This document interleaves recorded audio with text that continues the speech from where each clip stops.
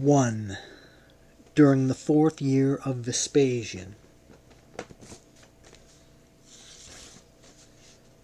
"It is like this," said the centurion Rosianus Geminus.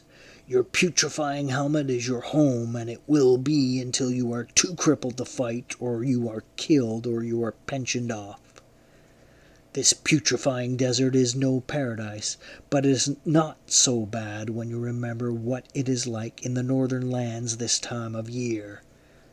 He scratched at his black spade beard, and heaved a ponderous sigh to indicate how thoroughly he understood his listener's misery.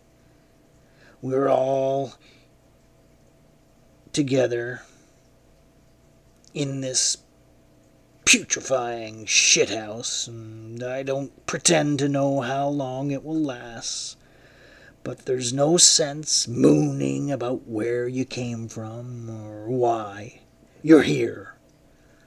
I'm just as tired as you are of looking at that putrefying rock and watching it dance when the sun gets high. One thing only I promise you, this putrefying situation won't last.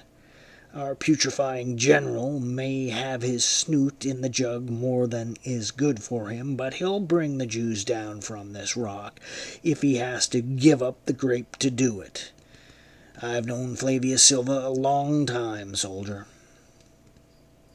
Having spoken, Geminus, the many-scarred veteran who knew all things, moved his bulk off through the starlight. When the stars began to dissolve in the ashen light, the sentry murmured his gratitude. It was nearly the end of the patrol, and no matter where you stood a post, an empty belly sounded the same. Condescending remarks from putrefying officers about how things could be much worse did not fill your grain bin any more than they soothed this maddening eruption of heat rash wherever metal, leather, and flesh met, or the most powerful irritation, which was not in the belly but in the groin. The old-timers jeered and spat and mimed copulation with an imaginary female if you mentioned the yearning, but some of the better-natured said they were old men of 18 before they realized they had married the Legion.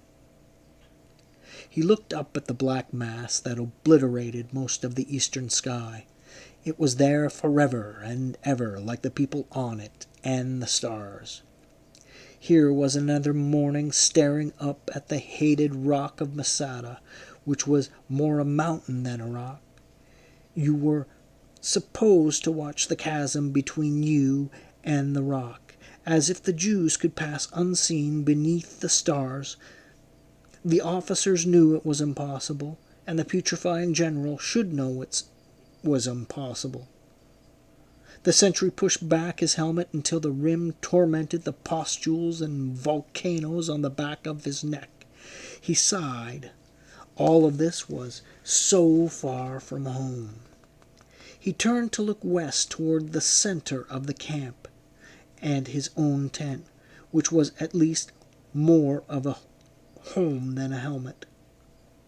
It stood not far from the much larger tent, which was the general's, and which probably was like a home.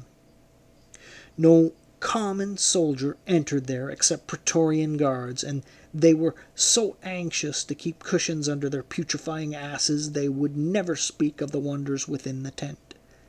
So every man had his own idea, and some said it was full of booty all shining, and some said the whole world east of Brundisium was ruled right in there, and others said the general was drunk all the time, especially at night.